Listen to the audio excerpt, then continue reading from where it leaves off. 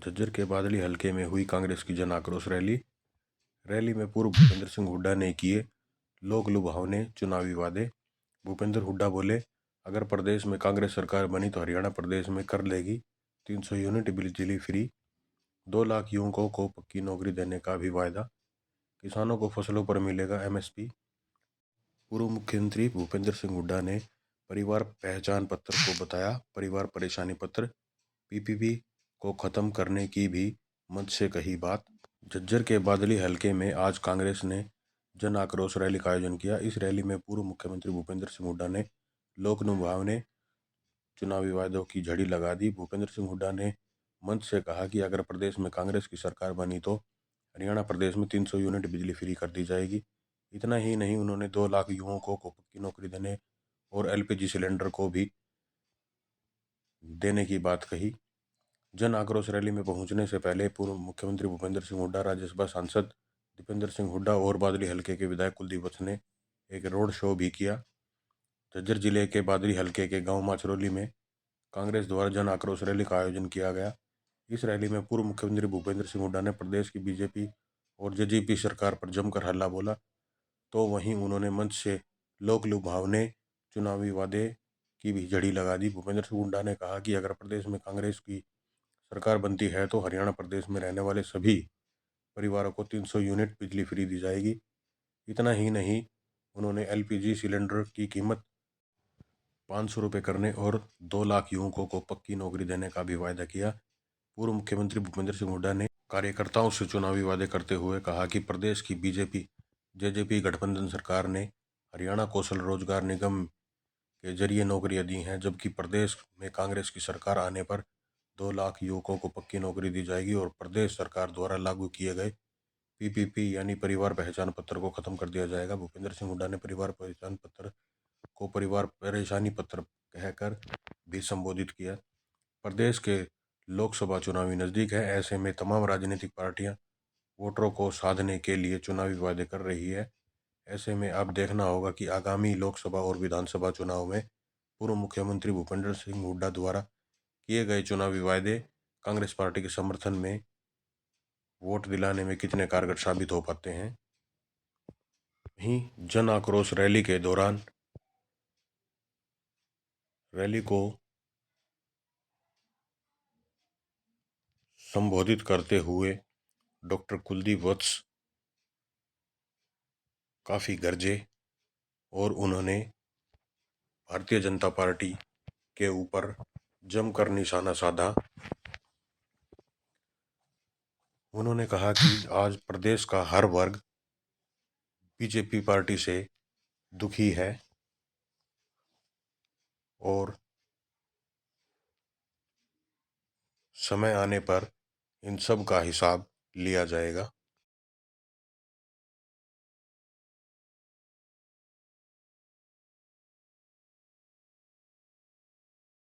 आपने इतने इलाके में विकास कार्य कराए, जैसे पाठशाला एम्स हॉस्पिटल किया, रेलवे लाइन आपने मंजूर कराई, IIM IRL आपने इतने विकास कार्य यहाँ करवाए।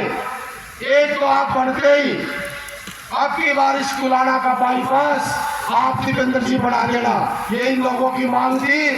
और एक मेडिकल कॉलेज जैसे बाढ़ एम्स बनाया है, कोई ना कोई हमारे लोग कह रहे हैं इनकी मांग थी कि एम्स बाढ़सा जैसा तो नहीं, पर भाई कोई ना कोई मेडिकल कॉलेज ये इलाके में हो। और एक ही लास्ट में मेरी रिक्वेस्ट है, मेरी तो चाचा ताऊ शेख की तरफ से, मैं तो हुड्डा साहब जीवन भर आपका हूँ और आपका रहूंगा। राजनीतिक अपना कोई पैसा नहीं, जीवन भर आपने टिकट दी, आपका बेटा हूँ, आपका बच्चा हूँ, कोई गलती भी हो जाए तो मैं माफी भी चाहता हूँ, पर इतनी जरूर करता हूँ हुड्डा साहब आपके लिए और दीपेंद्र जी के लिए कुलदीप वत्स ने कितनी बड़ी कुर्बानी देनी पड़ेगी, मैं कहता हूँ मैं दूंगा सबसे पहले। और मेरा एक एक खून का कतरा चौधरी भूपेंद्र सिंह हुड्डा और भाई दीपेंद्र हुड्डा जी के लिए है, क्योंकि मैं आसान फॉलोवर्स नहीं हूँ। लोग पता नहीं क्या क्या कहते हैं, एक बात कह रहा हूं, आज थारा हूं, थारा रहूंगा जीवन मरण तक थारा साथ है। जो मेरे में इस बागी हल्के की जनता ने शान किया है, जब तक जीऊंगा अपने काका तवजाज कह रहा हूँ, गर्दन कट सकती है जो इज्जत की पगड़ी बांधी है। मेरे नेता बैठे जीवन में अगर एक आदमी कभी ये कह देगा तुम्हारे बेटे ने किसी का अपमान किया होगा, कोई एक आदमी ये कह देगा तुम्हारे बेटे ने किसी से ऐसा आदमी करा होगा, और सबसे बड़ी बात कोई आदमी कभी ये कह देगा कि हुड्डा साहब के पास जाके कि आपके बेटे ने और आपके छोरे ने किसी से 5 पैसे लिए होंगे, उधर इस लोगों का जूता होगा और मेरा से लोगों में से दिखाऊंगा। मेरा एक रिक्वेस्ट है, चलो हाथ जोड़ के कह रहा हूँ, मैं थोड़ा सा जो मैं चाहता था नहीं हुआ, और एक चीज कह रहा हूं,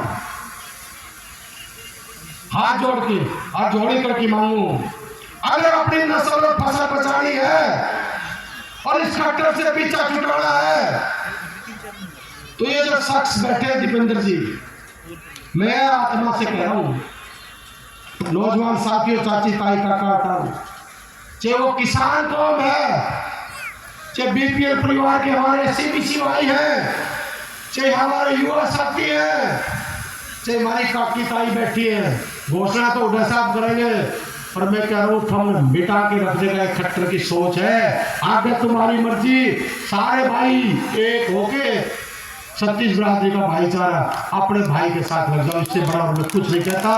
मैं वालों को उनको कुछ दिया नहीं, आखिरी साल में राजनीतिक झुंझुने के रूप में ग्रुप सी और डी निकालते हैं। 2019 में भी यही किया, इस बार भी यही किया। यही कारण है देश में सबसे ज्यादा बेरोजगारी, और बेरोजगारी जहां होगी वहां नौजवान कहीं नशे की तरफ। देश में पहचान बदल दी हरियाणा की, जो हरियाणा दूध दही का खाना था, खेल खिलाड़ियों का हरियाणा था, आज वो हरियाणा नशे में नंबर 1 हो गया, बेरोजगारी में नंबर 1 हो गया।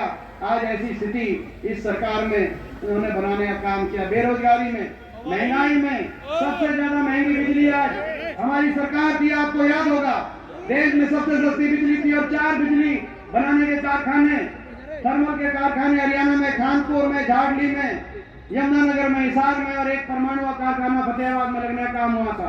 10 साल में खट्टर साहब ने एक नई बिजली का उत्पादन करने के लिए कोई नई यूनिट, कोई कारखाना लगाया नहीं। बिजली की खपत हरियाणा में बढ़ रही है, और बिजली का जो समझौता उसके टर्म्स बदलकर बड़े उद्योगपति समूहों से महंगी बिजली लेकर हरियाणा में देश में सबसे महंगी बिजली, आज सबसे महंगी बिजली, सबसे महंगा डीजल पेट्रोल, सबसे ज्यादा आज हरियाणा के अंदर महंगाई, ऐसी स्थिति आज हरियाणा में बना दी सरकार ने। मगर केवल बेरोजगारी और महंगाई नहीं, सबसे ज्यादा भ्रष्टाचार, खुली लूट हरियाणा में। आपको याद होगा 2019 में लोग इस सरकार को दोबारा नहीं बनाना चाहते थे, मगर लोकसभा का जब हम चुनाव हार गए थे, उसके बाद लोगों के मन में आई कि शायद बीजेपी की नीचे भी हवा हो। इन्होंने नारा दे दिया, बीजेपी ने, खट्टर साहब ने क्या नारा दिया था? 75 पार, कहा कि बीजेपी जाएगी 75 पार। लोगों ने उस 75 पार के नारे की हवा निकाल दी। बीजेपी के 14 मंत्री थे, 14 एक इस क्षेत्र से भी थे, 14 मंत्री थे बीजेपी के, 14 में से 2 विधानसभा में वापस पहुंचे। अगर सरकार से लोग खुश होते तो मंत्रियों को, जब हमारी सरकार दोबारा लोगों ने चुनी थी, तो सारे मंत्री पहले से ज्यादा बहुमत से चुन के आए थे। 14 मंत्री वापस नहीं पहुंच पाए विधानसभा में, और प्रदेश के अध्यक्ष सुभाष बराला थे, उनकी तो वहां से शायद जमानत भी उनकी बची थी कि नहीं बची थी। ना तो पार्टी के अध्यक्ष जीत पाए थे, ना कोई मंत्री। लोगों ने सरकार को नकारा, 75 पार की हवा निकाली, 40 पे बीजेपी को रोकने का काम किया। लेकिन इस बीच में एक और पार्टी आई, उस पार्टी ने नारा दिया, क्या नारा दिया? ये एक पार्टी आई जेजेपी, दुष्यंत चौटाला, नारा दिया बीजेपी को करो जमुना पार। एक कहता था बीजेपी जाएगी 75 पार, दूसरा कहता था जमुना पार। इलेक्शन का नतीजा आते ही दोनों बन गए जमा पक्के यार, पक्के यार बन गए।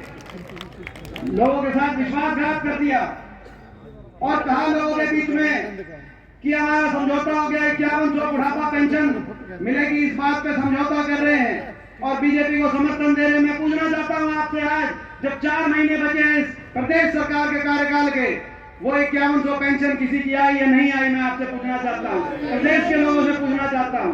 5100 की बुढ़ापा पेंशन का समझौता नहीं था। प्रदेश को लूटने का समझौता था, भ्रष्टाचार करने का समझौता था। आज सबको पता है कौन किस महकमे से लूटने का काम कर रहा है, कौन बीजेपी का है, कौन जेजेपी का है, गुड़गांव में कौन लूट मचा रहा है, झज्जर में कौन लूट मचा रहा है, रोहतक में कौन लूट मचा रहा है, शराब के महकमे में कौन लूट रहा है, एक्साइज के महकमे में, माइनिंग के महकमे में कौन लूट रहा है। डबल इंजन से प्रदेश में भ्रष्टाचार करने का समझौता था। प्रदेश को भ्रष्टाचार में शराब का तो ऐसा घोटाला आया कि कोरोना काल में भी नहीं बख्शा गया। पूरे देश के अंदर प्रदेश को भ्रष्टाचार के मामले में कलंकित होना पड़ा। ऐसी सरकार हरियाणा में, और विकास की पट्टी से उतार गया हरियाणा। लेकिन अगर ये कुछ ना भी करते, आज प्रदेश में कोई एक नया काम नहीं किया, 1 इंच मेट्रो आगे नहीं बढ़ाई। हमारे समय 4 शहरों को मेट्रो से जोड़ने का काम हुआ था, 1 इंच रेल की लाइन नहीं बिछी, एक थर्मल का कोई कारखाना नहीं आया, एक कोई नया अस्पताल नहीं बना, एक कोई नया विश्वविद्यालय नहीं बना, एक कोई नया औद्योगिक क्षेत्र प्रदेश के अंदर नहीं लगा, एक किसी गरीब को 100 गज का एक प्लॉट देने का, कोई राहत का या किसान का कोई काम इन्होंने किया नहीं। लेकिन ये काम नहीं भी करते तो भी हम काम चला लेते। लेकिन इन्होंने तो अन्याय किया, इन्होंने तो हर वर्ग को अपमानित किया, हर वर्ग का तिरस्कार किया। कोई ऐसा वर्ग नहीं जिसको ये सड़क पे न लेके आए इन 5 साल में, और कोई ऐसा वर्ग नहीं जिसको अपमानित ना किया हो इन्होंने। किसान जब 3 कानून लेके आए तो किसान सड़क पे आया। 750 किसानों की देश के इतिहास में यह लिखा जाएगा कि एक सरकार ऐसी भी थी 750 किसानों के शव इन धरनों से वापिस आए। कौन सा वो वर्ग है जो 1 साल तक धरने में बैठा रहा और एक के बाद एक चिताएं जलती रही? इन धरनों से सब वापस आते थे। लेकिन भारतीय जनता पार्टी के किसी एक नेता ने एक शब्द भी ये नहीं कहा कि इनकी बात नहीं मानते। चुनावी लड़ाई नहीं है, ये लड़ाई है हमारी हरियाणा को बचाने की। क्योंकि मेरे को पीस है इस बात की, जो हरियाणा 2014 में प्रति व्यक्ति आय में, मतलब हर व्यक्ति की आमदनी के हिसाब से प्रति व्यक्ति आय में, प्रति व्यक्ति निवेश में, नौकरी देने में, कानून व्यवस्था में, खेल खिलाड़ियों में पूरे देश में नंबर 1 था। आज क्या हो गया? 9 साल के बाद ये पीस है मेरे को। हरियाणा पूरे देश में नंबर 1 है बेरोजगारी में, महंगाई में, अपराध में देश के ऊपरले 2-3 विषयों पर है। और खेल खिलाड़ियों की तो हालत आप देख रहे हैं, बेरोजगारी आप देख रहे हैं। तो ये आज जो है इस बात की लड़ाई है, आने वाला समय जो लड़ाई है इस बात की लड़ाई है कि भाई हरियाणा को कैसे बचाएं, हरियाणा को आगे कैसे लेके जाएं। हमने क्या किया था आप सब समझते हैं। अरे हमने तो बच्चों के लिए जहां स्टेडियम बनाए गांव में, इन्होंने क्या किया?